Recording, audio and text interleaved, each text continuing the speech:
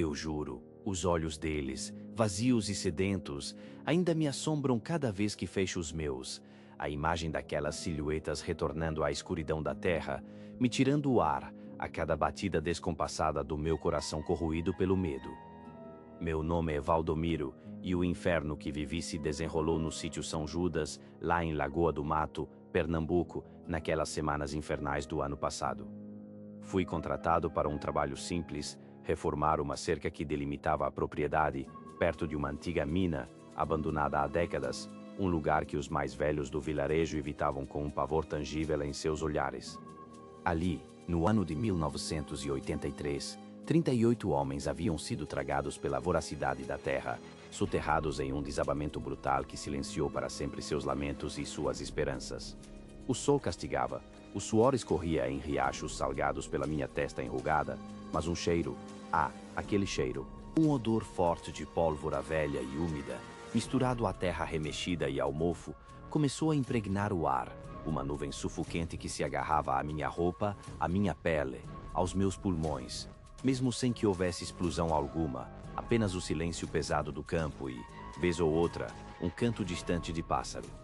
E não era só o cheiro que se torcia em minha mente, havia os sons, tênues no início, como ecos perdidos no tempo, depois mais nítidos, um arrastar metálico, um raspão, e então, inequívocas, as batidas surdas de picaretas, penetrando a crosta da terra, vindas de um lugar muito abaixo dos meus pés, de um abismo que eu não podia ver, mas podia sentir, vibrando nos ossos, nas solas das minhas botas surradas, uma cadência macabra que parecia um lamento de trabalho escravo e eterno. Eu parava, ofegava, o coração aos saltos, olhava em volta, mas não havia viva alma, só o vasto horizonte empoeirado e a vegetação rasteira balançando ao vento quente e seco que, por vezes, trazia consigo um sussurro indistinto. Foi enquanto fincava um novo mourão que a primeira anomalia se revelou, pedaços de pano branco, finos e velhos, mas com uma temperatura gélida, um frio que queimava os dedos, emergindo da terra como se tivessem sido ali depositados recentemente, apesar da evidente antiguidade, sua brancura opaca contrastando com a sujeira ao redor, um presságio mudo de que algo estava profundamente errado.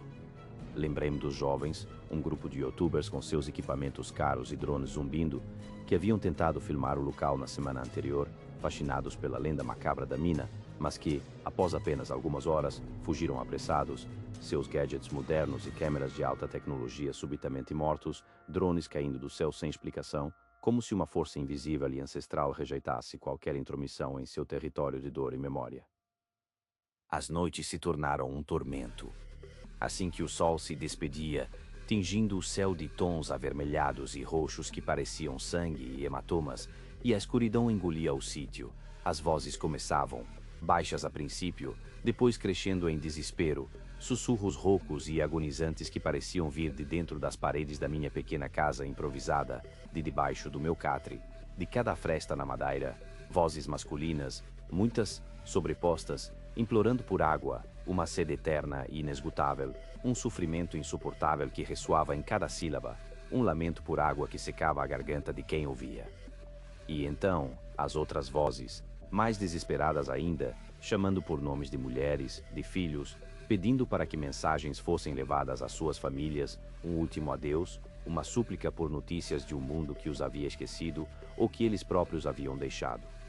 Eu me encolhia sob o lençol fino, o suor frio escorrendo, os olhos arregalados na escuridão, sentindo a presença, a pressão, até que, numa madrugada, uma silhueta alta e esguia, o vulto de um homem vestindo roupas que pareciam rasgadas pelo tempo e pela rocha, parado à beira da minha janela, apenas por um segundo, os olhos, mesmo na penumbra, vazios, sem vida, uma ausência que me cortou a respiração.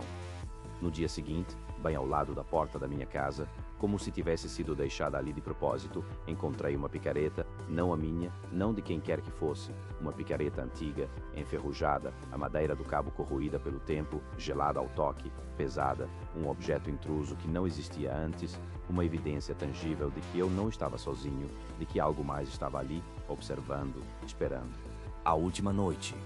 Ela começou com um silêncio pesado e opressor, uma calmaria que era mais aterrorizante que qualquer ruído, e depois, as luzes, fracas no início, pulsando como corações doentes no meio do mato, e então crescendo em intensidade, Esferas fantasmagóricas de luz esverdeada e azulada que rodopiavam ao redor da minha casa, cercando-a como um cerco espiritual, um brilho frio que penetrava as frestas e me fazia sentir exposto, vulnerável, enquanto a temperatura caía drasticamente. Um frio de tumba, e as vozes multiplicavam-se, um coro dissonante de agonia e sede que agora parecia estar dentro de mim, a cada batida do meu próprio sangue apavorado. Eu não conseguia respirar. Meu peito apertava como se estivesse sob o peso de toneladas de terra. Ao amanhecer, a talha de água, onde guardava o líquido precioso para beber e cozinhar, apareceu no canto da cozinha, rachada de cima a baixo, sua base destruída e completamente seca, nem uma gota, como se tivessem bebido a própria alma da água, sugado toda a umidade, me deixando sem nada. Não aguentei. A mente estilhaçada pelo pavor, peguei o pouco que podia carregar e fugi, sem olhar para trás, aterrorizado, o sol subindo, mas sem trazer consigo a sensação de segurança. Mas não pude evitar, quando cheguei à curva da estrada, antes de deixar o sítio São Judas para sempre, o cenário me congelou o sangue nas vaias. A cerca que eu havia cuidadosamente reformado estava destruída, os morões partidos, o arame farpado retorcido, e pendurados em cada pedaço da cerca, em cada farpa de metal, dezenas de pedaços de pano branco, os mesmos que eu encontrara, balançando macabramente ao vento da manhã, formando uma trilha espetral. E então eu os vi, surgindo do empoeirado horizonte, um grupo de vultos sombrios, 38 silhuetas distintas, magras, empoeiradas, com os olhos fundos e sem vida, como se estivessem à procura de algo que jamais encontrariam, retornando à mina, caminhando lentamente de volta para a boca escura e faminta da terra, para seu eterno suplício. Eu não deveria ter aberto aquela porta. O que vi lá dentro me faz não dormir há 3 semanas. A melodia ainda sussurra em meus ouvidos. Um frio de pedra me abraça a cada batida do coração. Meu nome é Gabriel e essa história sombria começou no coração árido do sertão sergipano, em Canindé de São Francisco, há pouco mais de um ano, quando o sol rachava a terra e a esperança era um luxo que mal podíamos pagar. Minha irmã, Ana, e eu vivíamos de pequenos bicos, daquelas oportunidades que surgem e somem como miragens no deserto, e foi assim que recebi uma proposta estranha, dessas que você sente no fundo da espinha que algo não está certo, mas a necessidade fala mais alto que o instinto. Tratava-se de uma limpeza pesada, um antigo casarão que, diziam os mais velhos do lugar, havia sido um engenho de cana-de-açúcar, abandonado por décadas, suas paredes carregadas de histórias, segredos e uma poeira que parecia querer sufocar qualquer um que ousasse perturbá-lo. O casarão era imponente, mas a podridão escorria de cada fresta. O cheiro de mofo e algo indefinível, metálico, pairava no ar pesado. Eu sentia calafrios mesmo sob o sol inclemente, uma sensação de estar sendo observado, de estar invadindo um espaço que nunca deveria ser tocado. O trabalho era no porão, um lugar escuro e úmido, onde a luz do sol nunca alcançava. Apenas uma lâmpada fraca pendurada por um fio ruído iluminava as profundezas daquele abismo. Ali, nas paredes de pedra bruta, descobri algo que me gelou o sangue, 7 nichos cavados com precisão, e em cada um, espadas de pedra rústicas viradas para baixo, como se guardassem algo, aprisionassem uma força, e as manchas, escuras, ressecadas, grudadas na rocha, pareciam sangue antigo, coagulado, sussurrando os segredos de um passado esquecido.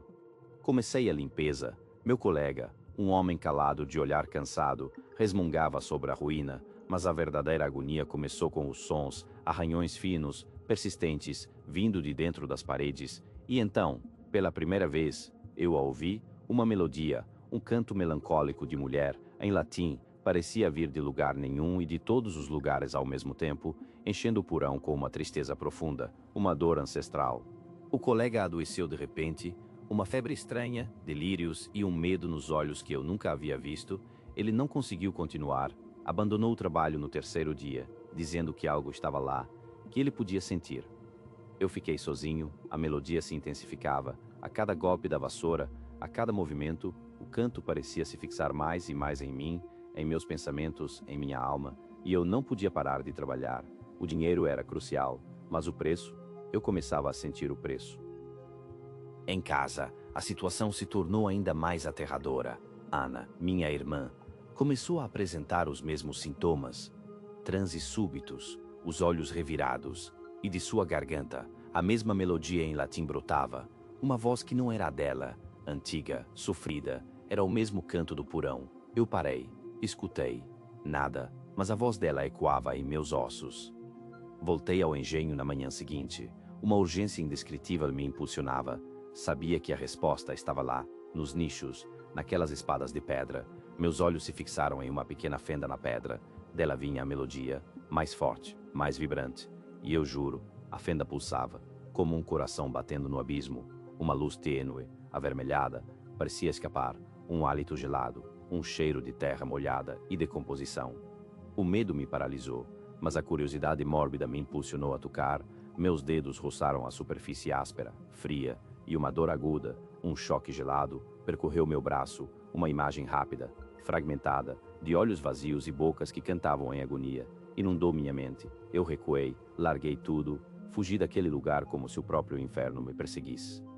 Abandonei o trabalho, não olhei para trás, mas a presença maligna, o canto em latim, não ficaram no engenho. Eles vieram comigo, eles se instalaram em minha casa, em Ana, em mim. A melodia ecoa em nossos sonhos, em nosso silêncio, uma constante lembrança de que algo foi aberto, uma porta para o abismo. E agora, essa coisa antiga, essa voz, habita dentro de nós. Ela está aqui, agora. A sensação gélida e úmida daquela fita métrica vermelha em minhas mãos, muitos anos depois, ainda traz o eco da voz infantil repetindo o que me assombra a cada instante, o som metálico reverberando em minha memória como um sino enferrujado tocando em um mausoléu esquecido, um ruído quase inaudível que arranha a quietude da madrugada e me prende em um pesadelo acordado do qual não consigo, de forma alguma, escapar. Eu não deveria ter olhado de novo, não deveria ter permitido que a curiosidade me arrastasse de volta àquele purgatório de barro rachado e promessas quebradas, um cenário de aridez e desespero que marcava a paisagem de uma maneira quase permanente, com o cheiro acre da terra seca penetrando as narinas e se misturando ao odor metálico que emanava do chão. Meu nome é Ricardo, e o que se desenrolou em Boqueirão, no interior da Paraíba, durante o ápice de uma seca implacável que castigava a terra e a alma de todos nós, em algum momento da década de 90, nunca, jamais, me deixou, pois suas garras se fincaram fundo na minha mente e na minha percepção da realidade. Aquele verão era um inferno estendido, o sol incinerando cada fibra da existência com uma fúria incansável, transformando o outrora grandioso açude de Boqueirão em uma vasta cicatriz de terra árida, fendida por rachaduras profundas que pareciam gritar por água, por vida, por qualquer coisa que não fosse a morte lenta e agonizante que se arrastava sobre o sertão, levando consigo a esperança e a resiliência de um povo castigado. Foi nesse cenário desolador, onde a esperança era uma miragem cruel sob o calor escaldante que distorcia o horizonte e fazia o ar vibrar com uma dança fantasmagórica, que ele apareceu, um mistério tão bizarro quanto aterrador, uma mancha escura e inumana na paisagem já desolada. No coração do que um dia foi o leito transbordante do açude, agora uma planície desértica e sem vida que se estendia até onde a vista alcançava, surgiu um círculo perfeito. Era um círculo de lama, mas não era apenas lama comum. Era um material estranho, vitrificado, liso como vidro polido, com uma superfície que refletia o céu brumoso e opressor de uma maneira distorcida, quase malevolente, como um olho sem pálpebras fitando o abismo da existência, um espelho escuro que não devolvia a própria imagem, mas algo mais sombrio. Laércio, um trabalhador da região com a pele curtida pelo sol inclemente e a paciência de quem convive com a escassez, e seu ajudante, um jovem silencioso chamado Edvan, foram os primeiros a se deparar com a aberração, com a anomalia que se manifestara do nada. Eles estavam tentando remover alguns detritos antigos, vestígios de um tempo onde a água era abundante e a vida florxixa, quando o som lhes atingiu, um zumbido estranho que parecia vibrar diretamente nos ossos. Um ruído metálico, contínuo, estranhamente rítmico, que parecia vir do centro exato daquela formação anômala, um batido seco e oco, como o repique de um martelo em uma bigorna distante. E então, a voz, clara, cristalina, mas carregada de uma entonação mecânica, quase robótica, repetindo uma única palavra, incessantemente, sem pausa, sem emoção, apenas a repetição monótona, balãozinho, balãozinho, balãozinho. Um arrepio correu pela espinha de Laércio, um homem que já tinha visto de tudo na vida sofrida do campo, mas que nunca havia presenciado algo que desafiasse tanto a razão e a percepção, algo que o fizesse questionar a própria sanidade diante do inexplicável. O som parecia arranhar a própria essência da realidade, enquanto a palavra infantil, proferida com uma regularidade perturbadora, parecia convocar algo de um lugar muito, muito distante, um convite silencioso e mortal que flutuava no ar quente e parado, impregnando a atmosfera com um terror sutil, mas profundo. Aquela voz, aquele som, era uma anomalia, um prenúncio. Algo estava profundamente errado ali. A notícia do círculo de vidro e da voz misteriosa se espalhou como fogo em capim seco pela cidade de Boqueirão, alimentando a curiosidade e o medo de forma equitativa, sussurrada nas sombras das casas e nas conversas baixas da feira, com o vento seco carregando as histórias e as distorcendo em algo ainda mais sinistro a cada boca que as repetia. 3 adolescentes, impulsionados pela audácia juvenil e pela sede insaciável por algo que quebrasse a monotonia sufocante da seca, resolveram ignorar os avisos velados dos mais velhos, os olhares de preocupação e o calafrio que a própria menção do lugar provocava, e se aventurar até o açude amaldiçoado. Seus nomes eram Pedro, Marta e Jonas, e eles carregavam consigo a vitalidade e a imprudência típicas da idade, mas algo na atmosfera pesada do lugar parecia sugar essa energia, substituindo-a por uma letargia estranha. Quando alcançaram a borda do círculo, o sol já se esvaía no horizonte, pintando o céu em tons de laranja e roxo que pareciam sangrar sobre a terra ressecada, e a luz moribunda lançava sombras longas e distorcidas que dançavam como fantasmas ao redor deles, aumentando a sensação de isolamento e vulnerabilidade. A voz infantil e mecânica, agora mais clara e insistente, perfurava o silêncio crepuscular. Balãozinho, balãozinho, uma cantilena que se infiltrava na mente e parecia reprogramar os pensamentos, tirando deles a capacidade de raciocinar com clareza. Um transe, quase, tomou conta dos 3 jovens, uma força invisível puxando-os para o centro daquela anomalia, uma melodia macabra que os hipnotizava e os conduzia ao seu destino. De forma mecânica, com movimentos lentos e coordenados que davam calafrios de tão uniformes, quase como marionetes controladas por fios invisíveis, eles tiraram seus chinelos. Um por um, os calçados foram alinhados na borda do círculo, com uma precisão assustadora, como se fossem um adeus formal e ritualístico a tudo o que deixavam para trás, um marco para a passagem sem volta. Seus olhos estavam vazios, fixos no centro do círculo, sem piscar, sem demonstrar qualquer emoção. Apenas uma determinação fria e inabalável que não pertencia a eles. Eles deram um passo, depois outro, seus pés descalços tocando a superfície lisa e vitrificada da lama com uma leveza sobrenatural, como se estivessem flutuando. Caminharam em sincronia, seus corpos magros e jovens avançando em direção ao centro daquela formação escura, o som metálico e a voz infantil aumentando de volume, engolindo qualquer outro ruído, preenchendo o universo de seus ouvidos. No exato instante em que seus pés alcançaram o centro do círculo, a superfície lisa da lama, que antes era sólida, tornou-se fluida de uma forma impossível, como um poço de piche negro e viscoso. Não houve gritos, não houve lutas, não houve sequer um único som de desespero. Eles simplesmente foram engolidos. O chão os puxou para baixo, lentamente, metodicamente, como um elevador silencioso e macabro que os levava para as profundezas da terra, para um abismo insondável. Seus corpos esguios afundaram na escuridão úmida e pegajosa, sem deixar rastros, sem deixar marcas, apenas o vácuo de uma ausência imediata, total e aterradora, como se nunca tivessem existido. O último vislumbre foi o cabelo de Marta, o último fio de sua existência sumindo na superfície borbulhante e escura, e então, o círculo se fechou novamente, liso e inalterado, como se nada tivesse acontecido. Um sorriso silencioso e perverso da terra, um segredo macabro. O silêncio que se seguiu foi ainda mais aterrorizante do que a voz. Quando o horror do desaparecimento se tornou uma verdade inegável e o desespero tomou conta dos moradores da cidade, as buscas foram iniciadas com uma urgência febril, mas a vastidão do açude seco e a natureza bizarra do sumiço dos jovens tornaram qualquer esforço infrutífero um grito mudo no vazio. Os chinelos alinhados, porém, foram encontrados, um testemunho mudo e perturbador do que havia acontecido, a única prova física de uma tragédia que desafiava a lógica e a compreensão humana. Uma cena que congelava o sangue nas veias de quem a via. E sobre cada um daqueles chinelos velhos e empoeirados, havia algo mais algo que transformou a tristeza em um terror frio e visceral, algo que parecia saído de um pesadelo grotesco. Eram fitas métricas amarelas, longas, de exatamente 30 metros de comprimento, desenroladas sobre o couro gasto, suas extremidades mergulhadas no barro seco como línguas amareladas e estranhas. Mas não era apenas a presença das fitas que era bizarra, era o que as cobria. Um muco orgânico, espesso, translúcido e de um verde amarelado doentio, viscoso e pegajoso ao toque, envolvia cada centímetro daquelas fitas, escorrendo por suas superfícies como uma secreção de outro mundo, exalando um odor metálico e adocicado, um cheiro que grudava na pele e na alma. A numeração nas fitas era igualmente perturbadora.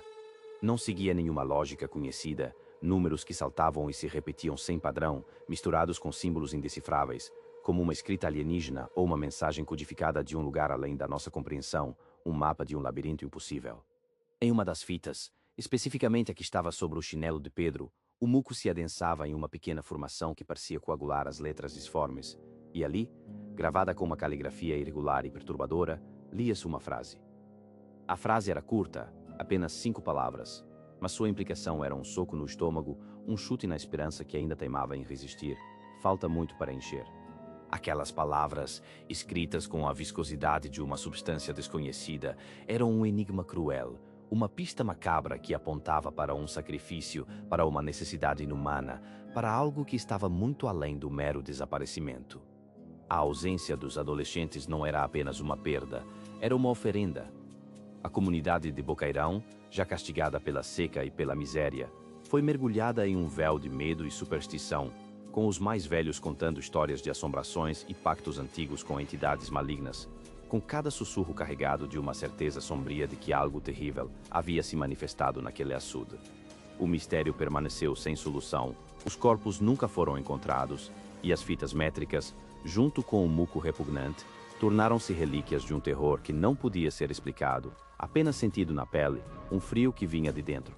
Os chinelos, testemunhas mudas, foram guardados como objetos de um pesadelo coletivo, cada um deles impregnado com a aura sombria de um destino cruel e incompreensível. Anos se passaram, e a seca, em seu ciclo implacável, finalmente cedeu às chuvas torrenciais, que vieram com uma fúria renovada, transformando o leito seco do açude em um espelho d'água novamente, a vida ressurgindo timidamente. Mas a cicatriz daquele verão amaldiçoado jamais desapareceu da memória dos que testemunharam o horror, uma ferida aberta na alma da cidade. O açude se encheu, as águas cobrindo o círculo de lama vitrificada, engolindo o local onde os adolescentes haviam sido tragados, como se a própria natureza tentasse esconder a prova de um crime, de uma abominação que desafiava a ordem do mundo. Mas o mistério não se esvaiu com a água, pelo contrário, ele se aprofundou, se tornou mais denso, mais aterrorizante.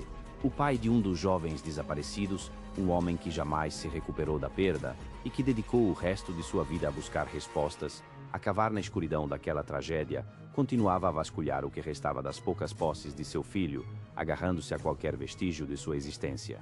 Em um dia chuvoso e melancólico, enquanto remexia em uma caixa empoeirada de objetos antigos, ele encontrou um chinelo velho e esquecido, um daqueles que não haviam sido deixados na borda do círculo, talvez um par sobressalente, ou um que o filho havia esquecido em casa. E amarrada à tira do chinelo, não de forma casual, mas firmemente presa, havia outra fita métrica. Esta fita, porém, era de um vermelho vibrante, quase um carmesim, e parecia pulsar com uma energia sinistra, como uma artéria recém-cortada. Não havia muco, mas as numerações, igualmente ilógicas e fragmentadas, se retorciam em uma espiral de símbolos indecifráveis, um código macabro. E, novamente, uma frase, gravada com a mesma caligrafia irregular, a mesma letra torta, mas agora com uma clareza ainda mais aterrorizante, pois a mensagem era curta, direta e letal. Dizia apenas, quase cheio. O sangue gelou nas veias do pai, a compreensão atingindo-o com a força de um raio. A fita vermelha, com sua promessa macabra, não falava de um balão de festa, como a palavra da voz infantil havia sugerido de forma tão inocente e enganosa, mas sim do nível da água do açude. E a frase, quase cheio, significava que o sacrifício, que a oferenda inumana, estava próxima de ser completada, que a sede daquela entidade ou daquele lugar estava quase satisfeita. A voz infantil, o som metálico, as fitas com numerações ilógicas, o muco orgânico, os adolescentes engolidos pela terra, tudo se conectava em uma teia horripilante. Não era um sequestro, nem um acidente. Era um ritual, uma barganha perversa com algo que exigia vidas em troca da água, uma força ancestral e maligna que se alimentava da escassez e da dor, esperando pacientemente por seu balãozinho se encher. E com o açude agora transbordando, com as chuvas caindo incessantemente, a pergunta que assombrava a mente do pai era um eco frio e cortante, uma certeza terrível. O que, ou quem, seria a próxima oferenda quando a fome daquele lugar retornasse, quando o nível da água baixasse novamente, quando a terra, mais uma vez, clamasse por seu tributo macabro? A resposta, ele sabia, era um segredo enterrado nas profundezas daquela água escura, esperando o momento certo para emergir e reivindicar mais almas, mais balãozinhos, em um ciclo eterno de horror e sede insaciável. E a voz, em minha cabeça, não para, balãozinho, balãozinho, uma canção de ninar para os mortos. Escuchas la voz de alguien que amas, pidiéndote ayuda desde la oscuridad del agua. ¿Saltarías? Mi nombre es Flavio. Esta historia sucedió hace algunos años en lo más profundo de la selva amazónica peruana, cerca de un afluente del río Nanay, no muy lejos de Iquitos. Yo era, y aún soy, un aguaquero, alguien que vive de la recolección de los frutos de palma de aguaque. Es un trabajo solitario, extenuante, y que te obliga a pasar días o semanas sumergido en el verdor implacable de la selva. Aquel día, el sol apenas se abría paso entre la densa bóveda de árboles. El aire estaba pesado, cargado con el olor a tierra mojada, a ocas en descomposición y a la dulce fragancia de las orquídeas que colgaban de los troncos centenarios. Yo estaba solo, como de costumbre, adentrándome en una zona de Bárcea que casi nadie visitaba, buscando las palmas más cargadas. El silencio de la selva a veces es una bendición, otras veces una condena. Ese día empezó a sentirse como lo segundo. Recuerdo la canoa deslizándose suavemente por el agua turbia del Igarapé. El remo apenas hacía ruido, un leve chapoteo que se perdía en la inmensidad. Yo estaba concentrado en la orilla, buscando alguna señal, algún rastro de aguaque. El sudor me corría por la frente a pesar de la sombra, y los mosquitos zumbaban alrededor de mi cabeza, una molestia constante a la que ya estaba acostumbrado, pero había algo diferente, un silencio que no era el habitual silencio de la selva. Era un silencio denso, opresivo, como si la misma jungla hubiese contenido la respiración. Los pájaros habían callado, los monos no chillaban, ni siquiera los insectos parecían hacer su ruido de fondo. Fue entonces, en medio de esa quietud antinatural, que lo escuché. Al principio era solo un murmullo, apenas perceptible, como el viento jugando con las ocas más altas, pero no había viento. Dejé de remar y me quedé inmóvil, escuchando con atención. Mi corazón empezó a latir con más fuerza contra mis costillas. Un presentimiento frío me recorrió la espalda. No era la primera vez que la selva jugaba con mi mente, pero esto era distinto. El murmullo se hizo más claro y mi piel se erizó. Era una voz que yo conocía. La voz de mi hermano menor, Mateo. Estaba pidiendo ayuda. Venía de la espesura de un sector del Igarapé que se adentraba en un laberinto de raíces de mangle y vegetación aún más densa. Mi hermano no debía estar allí.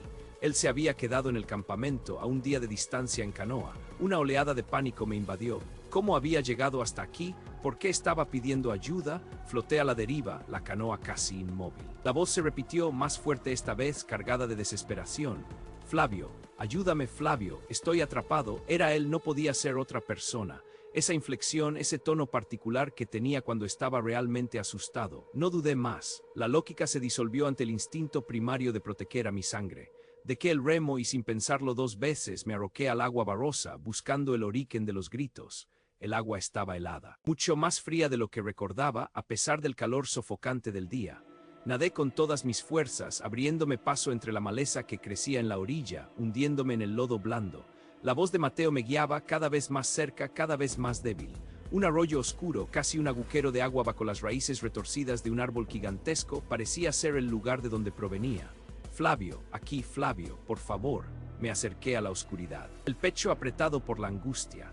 La voz de Mateo ahora era un susurro gutural, como si estuviera ahogándose. Estiré una mano hacia el hueco, sintiendo el frío gélido de las raíces bajo el agua.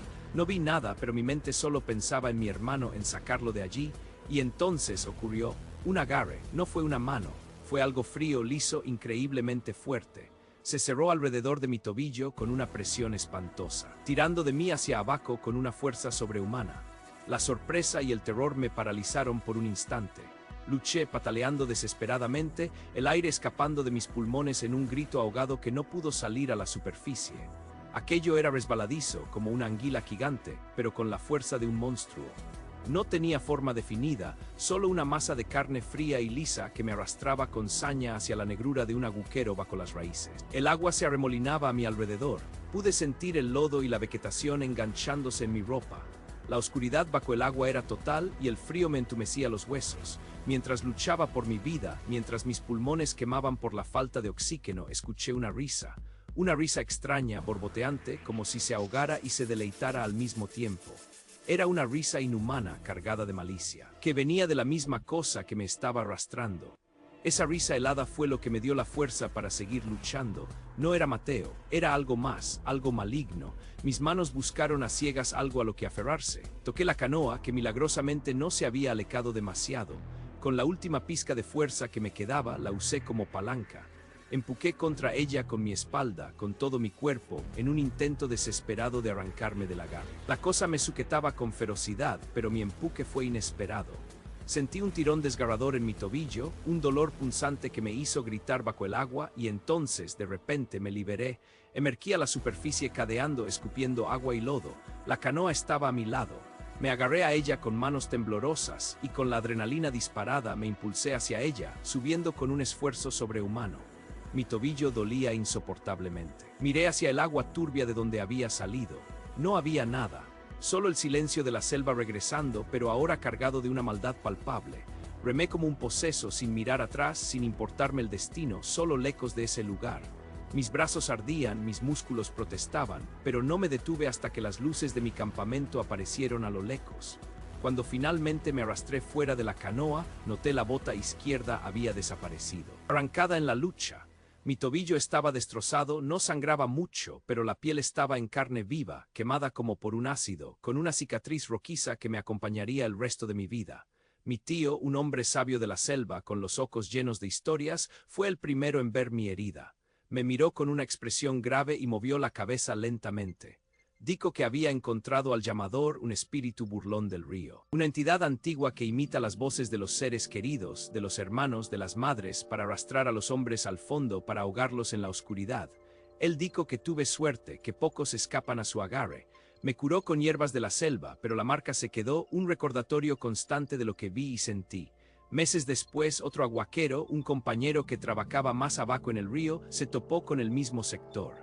Él encontró mi bota. Estaba allí en la orilla, medio sumergida en el lodo, exactamente donde la había perdido, pero no estaba vacía. Cuando la levantó, la bota estaba llena de escamas de pez, escamas viscosas y verdosas que apestaban a podredumbre de río, y también llena de cabello humano, cabello oscuro y enredado como si alguien lo hubiera arrancado. No me atreví a preguntar de quién, no quise saber. Nunca volví a ese igarapé. Nunca volví a escuchar la voz de mi hermano pedir auxilio desde el agua. Pero cada vez que me acerco a un río, el frío del pavor me recorre, porque sé que el llamador sigue allí en la oscuridad esperando, escuchando, siempre esperando por una nueva voz, por una nueva oportunidad. Escuchas la voz de alguien que amas, pidiéndote ayuda desde la oscuridad del agua. ¿Saltarías? Mi nombre es Flavio. Esta historia sucedió hace algunos años en lo más profundo de la selva amazónica peruana, cerca de un afluente del río Nanay, no muy lejos de Iquitos. Yo era y aún soy un aguaquero, alguien que vive de la recolección de los frutos de palma de aguaque. Es un trabajo solitario, extenuante, y que te obliga a pasar días o semanas sumergido en el verdor implacable de la selva. Aquel día, el sol apenas se abría paso entre la densa bóveda de árboles. El aire estaba pesado, cargado con el olor a tierra mojada, a ocas en descomposición y a la dulce fragancia de las orquídeas que colgaban de los troncos centenarios. Yo estaba solo, como de costumbre, adentrándome en una zona de Bárcea que casi nadie visitaba, buscando las palmas más cargadas. El silencio de la selva a veces es una bendición, otras veces una condena. Ese día empezó a sentirse como lo segundo. Recuerdo la canoa deslizándose suavemente por el agua turbia del igarapé. El remo apenas hacía ruido, un leve chapoteo que se perdía en la inmensidad. Yo estaba concentrado en la orilla, buscando alguna señal, algún rastro de aguaque. El sudor me corría por la frente a pesar de la sombra, y los mosquitos zumbaban alrededor de mi cabeza, una molestia constante a la que ya estaba acostumbrado, pero había algo diferente, un silencio que no era el habitual silencio de la selva. Era un silencio denso, opresivo, como si la misma jungla hubiese contenido la respiración. Los pájaros habían callado, los monos no chillaban, ni siquiera los insectos parecían hacer su ruido de fondo. Fue entonces, en medio de esa quietud antinatural, que lo escuché. Al principio era solo un murmullo, apenas perceptible, como el viento jugando con las ocas más altas, pero no había viento. Dejé de remar y me quedé inmóvil, escuchando con atención. Mi corazón empezó a latir con más fuerza contra mis costillas. Un presentimiento frío me recorrió la espalda. No era la primera vez que la selva jugaba con mi mente, pero esto era distinto. El murmullo se hizo más claro y mi piel se erizó. Era una voz que yo conocía. La voz de mi hermano menor, Mateo. Estaba pidiendo ayuda. Venía de la espesura de un sector del Igarapé que se adentraba en un laberinto de raíces de mangle y vegetación aún más densa. Mi hermano no debía estar allí. Él se había quedado en el campamento a un día de distancia en canoa. Una oleada de pánico me invadió. ¿Cómo había llegado hasta aquí? ¿Por qué estaba pidiendo ayuda? Floté a la deriva, la canoa casi inmóvil. La voz se repitió, más fuerte esta vez, cargada de desesperación. Flavio, ayúdame, Flavio, estoy atrapado. Era él, no podía ser otra persona. Esa inflexión, ese tono particular que tenía cuando estaba realmente asustado. No dudé más. La lógica se disolvió ante el instinto primario de proteger a mi sangre. Dejé el remo y sin pensarlo dos veces me arroqué al agua barrosa, buscando el origen de los gritos. El agua estaba helada, mucho más fría de lo que recordaba, a pesar del calor sofocante del día. Nadé con todas mis fuerzas, abriéndome paso entre la maleza que crecía en la orilla, hundiéndome en el lodo blando. La voz de Mateo me guiaba, cada vez más cerca, cada vez más débil. Un arroyo oscuro, casi un agujero de agua bajo las raíces retorcidas de un árbol gigantesco, parecía ser el lugar de donde provenía. Flavio, aquí, Flavio, por favor. Me acerqué a la oscuridad, el pecho apretado por la angustia. La voz de Mateo ahora era un susurro gutural, como si estuviera ahogándose. Estiré una mano hacia el hueco, sintiendo el frío gélido de las raíces bajo el agua. No vi nada, pero mi mente solo pensaba en mi hermano, en sacarlo de allí, y entonces ocurrió. Un agarre, no fue una mano, fue algo frío, liso, increíblemente fuerte. Se cerró alrededor de mi tobillo con una presión espantosa, tirando de mí hacia abajo con una fuerza sobrehumana. La sorpresa y el terror me paralizaron por un instante.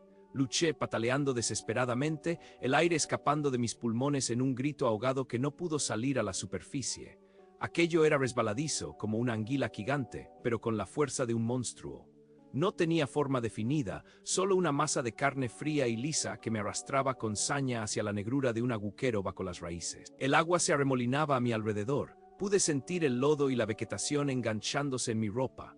La oscuridad bajo el agua era total y el frío me entumecía los huesos. Mientras luchaba por mi vida, mientras mis pulmones quemaban por la falta de oxígeno, escuché una risa extraña, borboteante, como si se ahogara y se deleitara al mismo tiempo. Era una risa inhumana, cargada de malicia, que venía de la misma cosa que me estaba arrastrando. Esa risa helada fue lo que me dio la fuerza para seguir luchando. No era Mateo, era algo más, algo maligno. Mis manos buscaron a ciegas algo a lo que aferrarse. Toqué la canoa, que milagrosamente no se había alecado demasiado. Con la última pizca de fuerza que me quedaba, la usé como palanca. Empujé contra ella con mi espalda, con todo mi cuerpo, en un intento desesperado de arrancarme del agarre. La cosa me sujetaba con ferocidad, pero mi empuje fue inesperado. Sentí un tirón desgarrador en mi tobillo, un dolor punzante que me hizo gritar bajo el agua y entonces, de repente, me liberé. Emergí a la superficie cadeando, escupiendo agua y lodo. La canoa estaba a mi lado.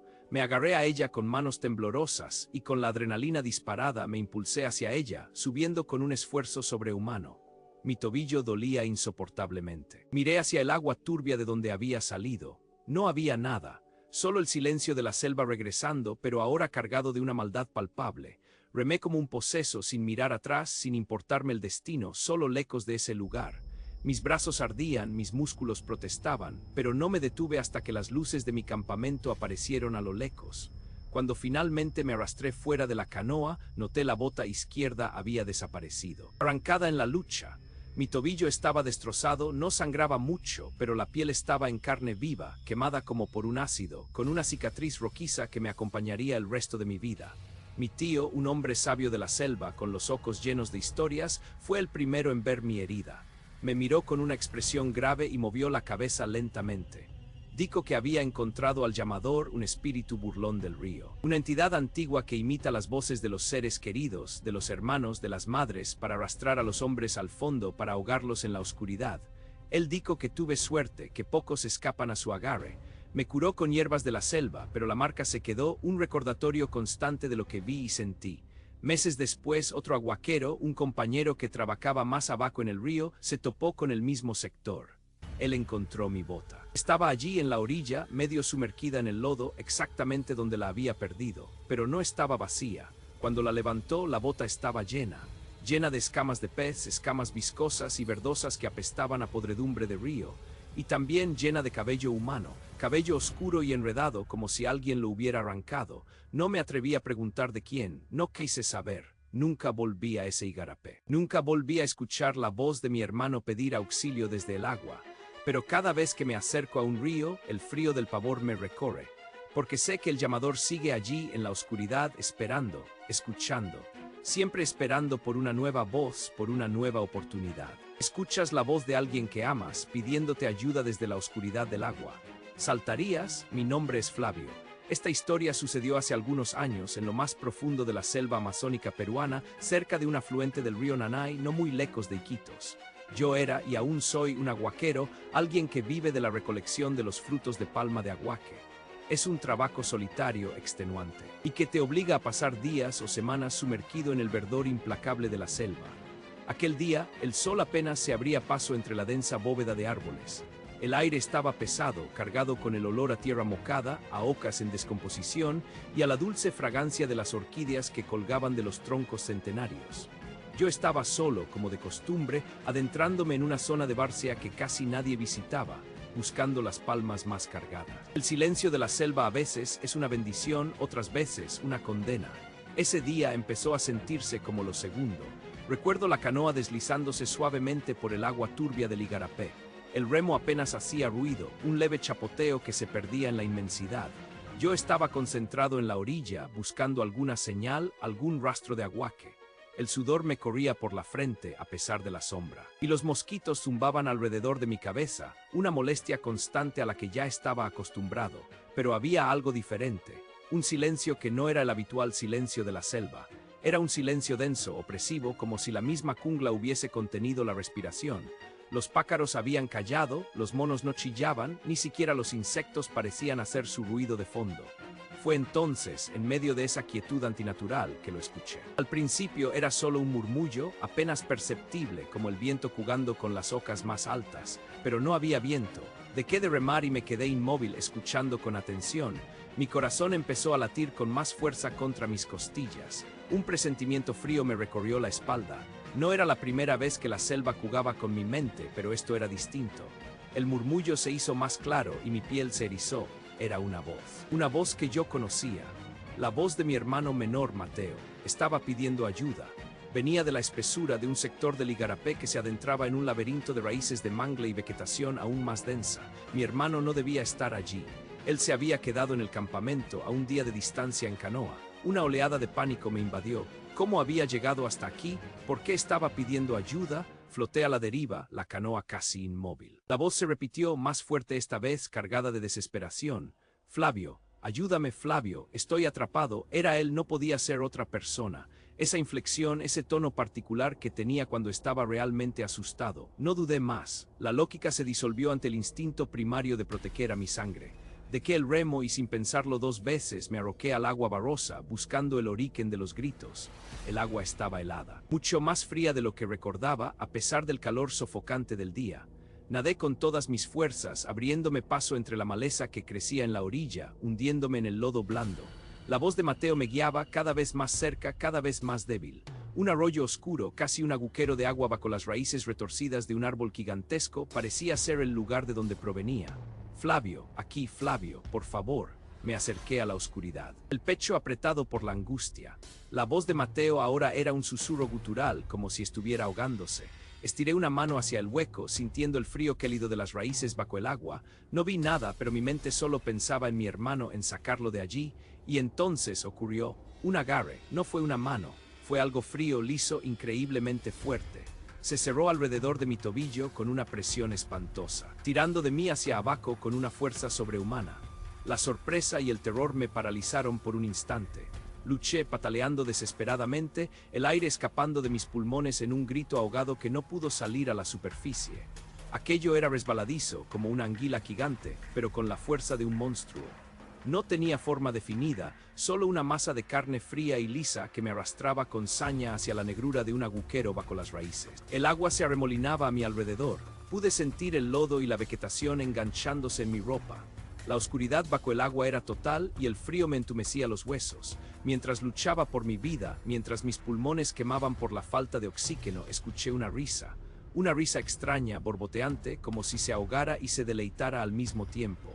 Era una risa inhumana, cargada de malicia, que venía de la misma cosa que me estaba arrastrando. Esa risa helada fue lo que me dio la fuerza para seguir luchando. No era Mateo, era algo más, algo maligno. Mis manos buscaron a ciegas algo a lo que aferrarse. Toqué la canoa, que milagrosamente no se había alejado demasiado. Con la última pizca de fuerza que me quedaba, la usé como palanca. Empujé contra ella con mi espalda, con todo mi cuerpo, en un intento desesperado de arrancarme del agarre. La cosa me sujetaba con ferocidad, pero mi empuje fue inesperado. Sentí un tirón desgarrador en mi tobillo, un dolor punzante que me hizo gritar bajo el agua, y entonces, de repente, me liberé.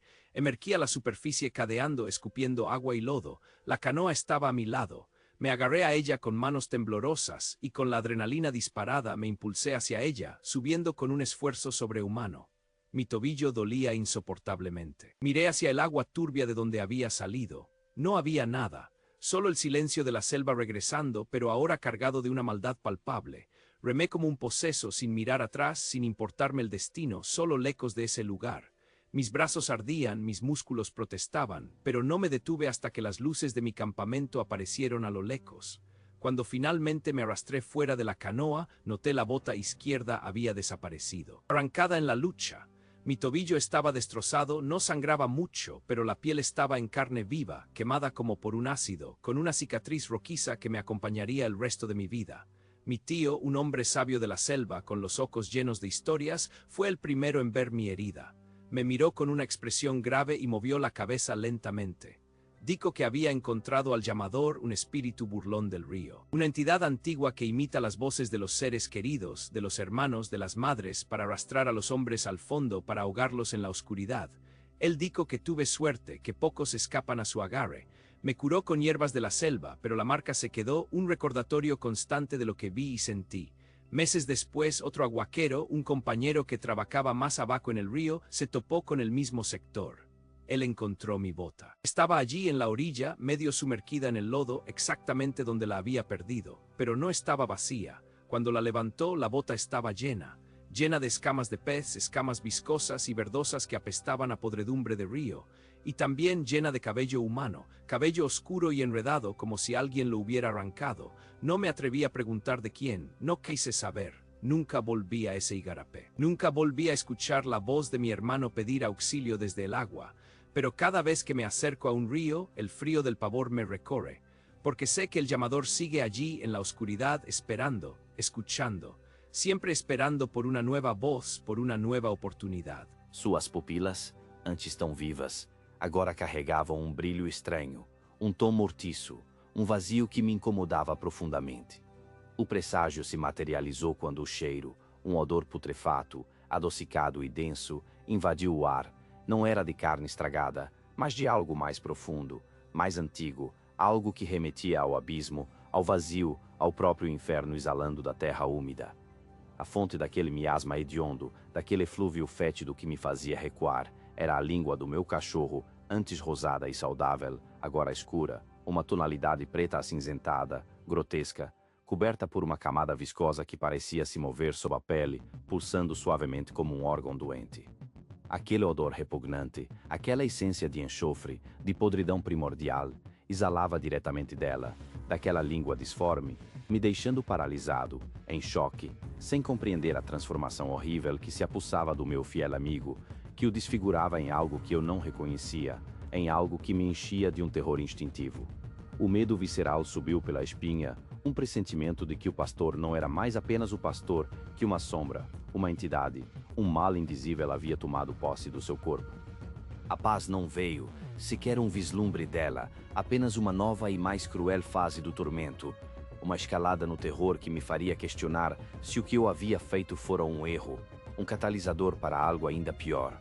Na primeira noite após o enterro, o silêncio da casa foi quebrado, não pelos ventos que uivavam no canavial, mas sim por latidos, sons abafados, mas inconfundíveis, latidos que vinham de debaixo da terra, do local exato onde eu havia sepultado o pastor, um eco fantasmagórico de vida vindo da morte, uma zombaria cruel do destino, um aviso sinistro de que o mal não podia ser contido pela terra, que ele se recusava a ficar enterrado. Eu ouvia, no desespero de quem não podia acreditar nos próprios ouvidos, os latidos insistentes, uma sinfonia macabra que me perseguia pelos cômodos, que me impedia de dormir, que me roubava o sono. As pegadas de terra preta, úmida, com aquele odor característico de enxofre, começaram a aparecer dentro da minha casa, surgindo do nada, em meu quarto, na cozinha, sobre o assoalho, como se algo tivesse caminhado ali, deixando seu rastro profano, sua marca indestrutível. O desespero me levou de volta àquele cajueiro, com uma pá na mão, movido por uma necessidade desesperada de entender, de ver, se era verdade que o corpo estava lá, que estava apodrecendo, mas o que encontrei, sob a terra revolvida, foi a visão mais aterrorizante de todas. O corpo do pastor, intacto, sem um sinal de decomposição, seus pelos ainda brilhantes, sua pele sem rugas, seus olhos, estranhamente abertos, fixos em um ponto invisível, como se estivesse me observando, como se nunca tivesse realmente morrido. O cheiro de enxofre, mais forte do que nunca, emanava dele, daquele corpo inerte, mas perigosamente preservado, e a certeza me golpeou com a força de um raio. Não era o cão que estava me assombrando, mas sim a entidade que o possuía, a coisa que se recusava a morrer, que se recusava a ir embora, que havia se enraizado em minha vida.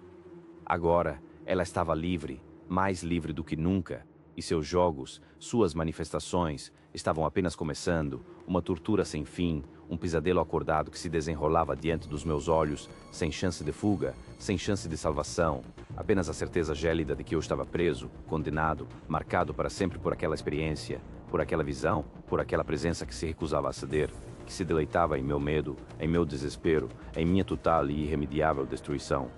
O canavial, antes um manto verde e dourado sob o sol do sertão, transformou-se em um labirinto de sombras, em um portal para a manifestação do terror, porque a entidade, a coisa que se recusava a desaparecer, começou a se materializar ali, entre as hastes altas e farfalhantes da cana, sempre como uma silhueta escura, distorcida, com a forma grotesca de um cão, mas de uma substância que parecia feita de pura escuridão, de uma fumaça densa e maligna que se movia com uma agilidade antinatural, com uma presença opressora, flutuando entre as plantas. Seus olhos, ou que pareciam ser olhos, dois pontos vermelhos incandescentes, fixos em mim, me seguindo, me observando de longe, mas sempre presente, sempre ali, me lembrando que não havia escapatória, que eu estava sendo caçado, que meu sofrimento era seu alimento.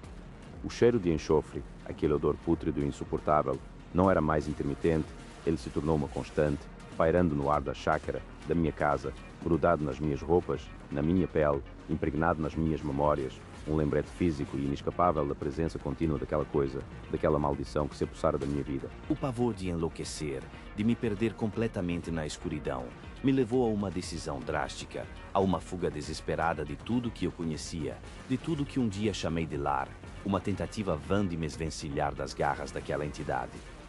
Eu vendi a chácara, vendi tudo que possuía, deixei para trás a terra, as memórias, a vida que eu tinha construído, tudo por um sopro de esperança, por uma chance de recomeçar, de encontrar paz, de afastar aquela sombra que me perseguia.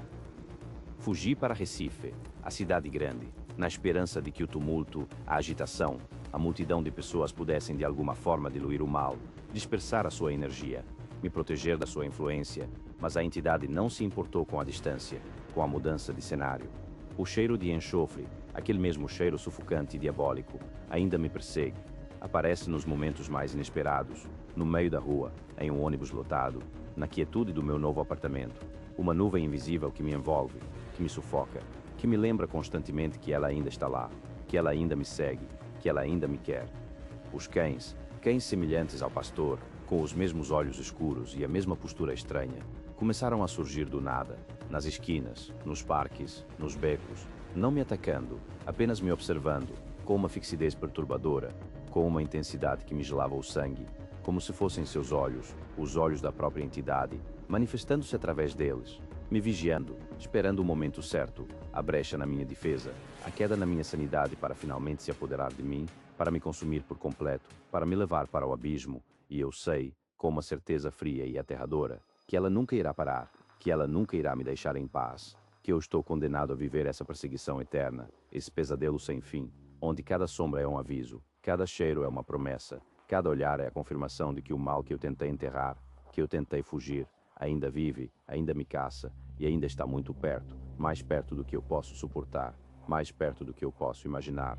Uma respiração quente na nuca, um sussurro silencioso no ouvido, a certeza de que a próxima vez será a última, a certeza de que ela finalmente virá me buscar, a certeza de que o tempo está se esgotando, e que não há mais para onde correr, não há mais onde se esconder, apenas a espera, a angústia, o terror, a escuridão que se aprofunda, que me consome, que me engole por inteiro.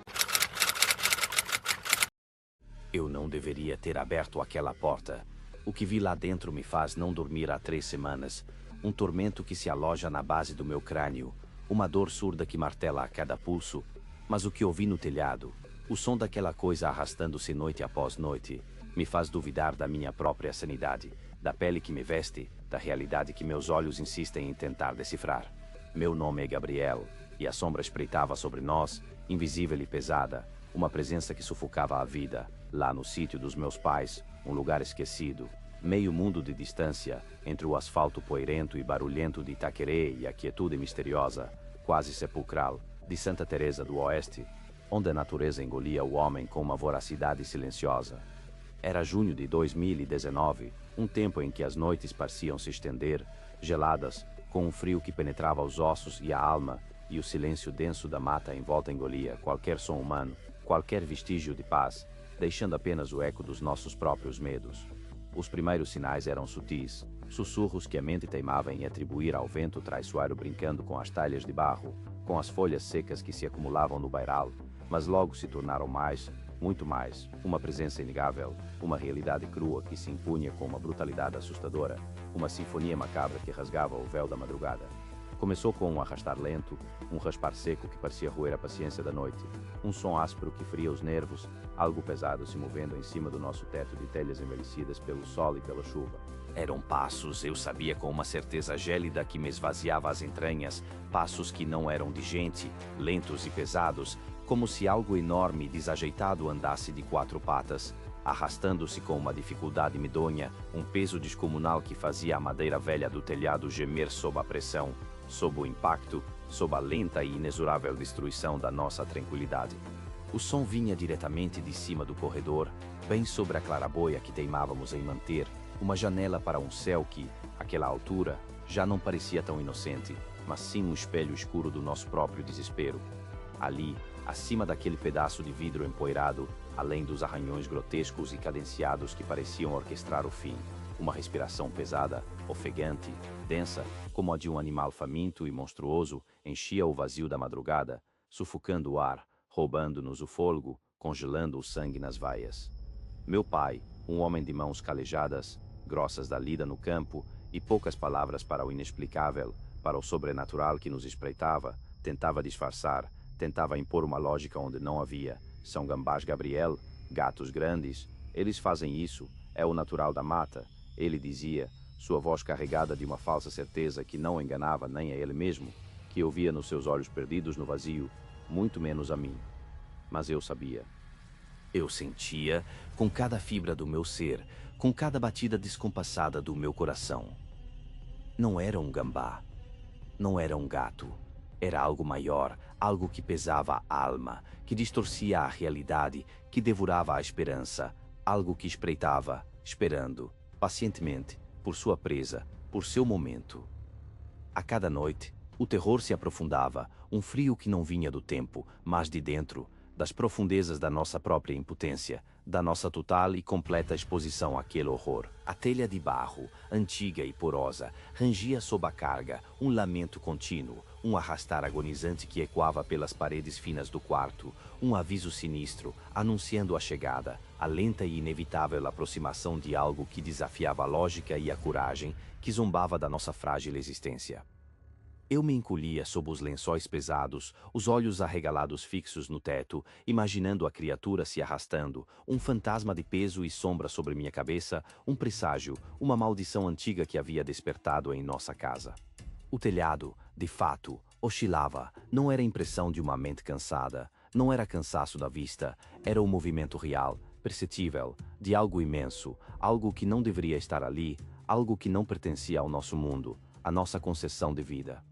Uma noite, enquanto a luz da lua filtrava, pálida e traiçoeira, pela claraboia suja, banhando o corredor em um clarão fantasmagórico, uma sombra ovalada, escura e densa, deslizou por um instante, rápida como um pensamento ruim, com o tamanho de uma mochila escolar, mas com um formato disforme, orgânico, algo que não se encaixava em nenhuma descrição conhecida, algo vivo, monstruoso, que se esgueirava pelas sombras. Eu parei, respiração suspensa, o corpo tenso. Escutei. Nada, apenas o meu próprio coração batendo um ritmo frenético de pânico. O coração batia descompassado, um tambor de pânico no peito, um eco do horror que se agigantava sobre nós. Meu pai, em uma de suas tentativas desesperadas de resolver o problema, de impor uma ordem ao caos, armou uma armadilha rústica, um pedaço de rede com um peixe gordo, fresco e sangrento como isca, colocado estrategicamente sobre o madeiramento, próximo à fonte dos sons, uma tentativa patética de domar o indomável. Na manhã seguinte, o peixe havia sumido, as vísceras roídas, a carne dilacerada, mas a armadilha estava entucada, perfeitamente posicionada, intacta, como se a criatura tivesse sorrido com desdém de nossa ingenuidade, de nossa vã esperança, de nossa insignificância.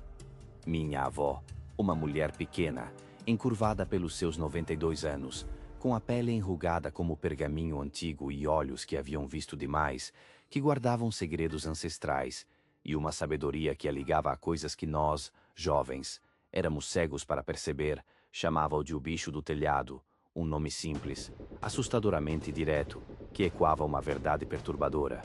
Ela afirmava, com a voz rouca e uma certeza gélida que vinha das profundezas de sua alma, que o ouvia desde a morte do meu avô, muitos e muitos anos atrás, um guardião sombrio, um arauto da morte, um morador eterno da nossa desgraça particular, uma herança maldita que se recusava a nos abandonar.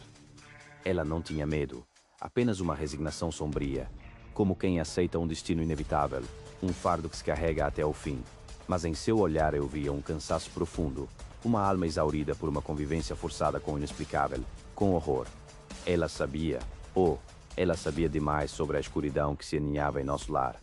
A morte da minha avó, um silêncio que pisou na casa mais do que o bicho no telhado jamais havia pesado, que se instalou nos cômodos com uma densidade sufocante, marcou um ponto de virada, uma libertação macabra para a criatura, um sinal, talvez, de que a última barreira havia caído, de que a vigilância havia cessado, de que o portal para o abismo estava agora totalmente aberto. Na noite em que ela partiu, um frio antinatural varreu a casa, e o som mudou, transformou-se, de um arrastar pesado para uma agressividade descarada, brutal, um desafio, um rugido silencioso que ecoava em cada fibra da nossa existência, uma declaração de posse, de domínio.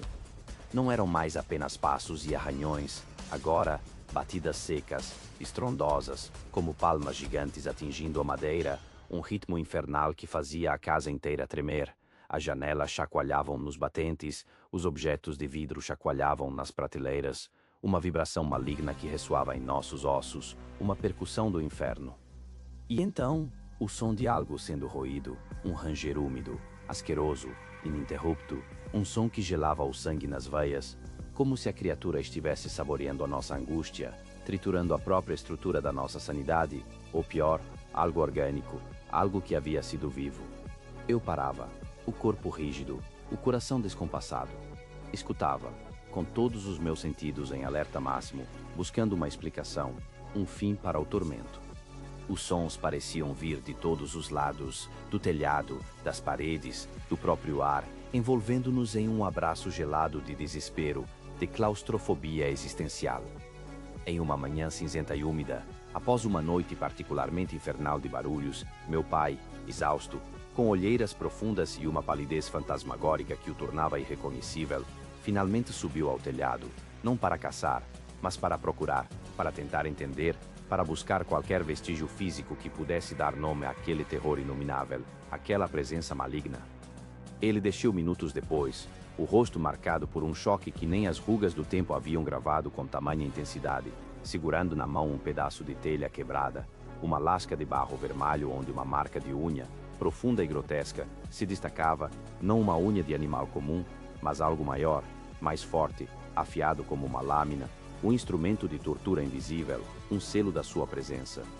Mais tarde, durante uma tentativa desesperada de reforma, na esperança vã de que remendar o teto remendasse também a paz da casa, os pedreiros, homens rudes, acostumados a todo tipo de susto da vida no campo, encontraram algo no madeiramento que os fez fugir sem olhar para trás, sem sequer cobrar pelo trabalho inacabado, abandonando suas ferramentas e suas promessas.